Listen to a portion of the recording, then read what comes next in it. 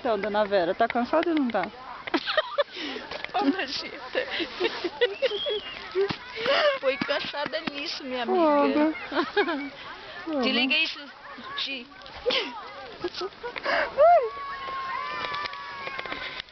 Ah lá, ó, nossa bandeira. Muito Essa bem. é a outra bandeirinha. Nossa, eu tô morta, viu? Essa bandeirinha da do Brasil. Ai, Gi. Onde é que fica? Minha escova já era, minha Eu filha. filmo você me Agora meu cabelo tonhonhon vai ser revelado. Poxa, se meu cabelo tivesse que nem o seu, hein, Kelly? Poxa, é mesmo, Kelly. Puxa. Ei lá, esse caiu, hein? Esse foi fixe, hein? Gostei. Caramba. Ai, se ele cair em cima da gente, menina. Não, era o que faltava, né?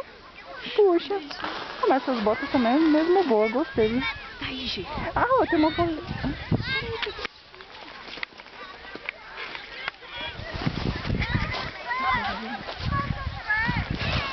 Pois é. Estamos aqui, Serra da Estrela, no Dia Internacional da Mulher.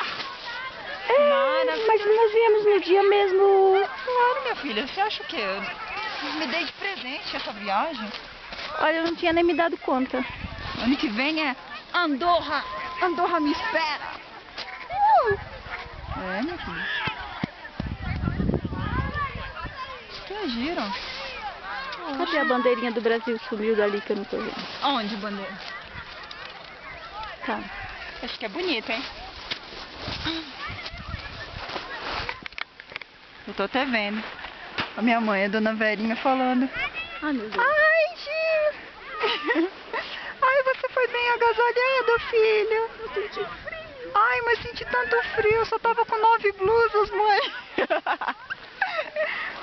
Pois é, meu, eu sou exagerado. Em Lisboa eu fico com 7 não, com 6 blusas.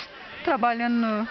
Ali? É, menina, 6 blusas. No mês de janeiro eu tava com 6 blusas. Sou mesmo parva. Faz a brincar o quê? Mas, Gi, mas é a mesma ali. Você não para dentro daquela loja quando a gente tá dentro de casa, por exemplo. Eu dentro de casa, eu não Sim. vou. Porque fica frio. Agora você ali na loja, você anda pra todos os lados, Gi. Pois é, menina. Ah, mas eu sou friorenta. Friorenta. Mas a bandeira do Brasil que tá ali não é com a turma nossa que veio, não, Gi. É outra. É outra. É. Ah, esse aí tá mesmo.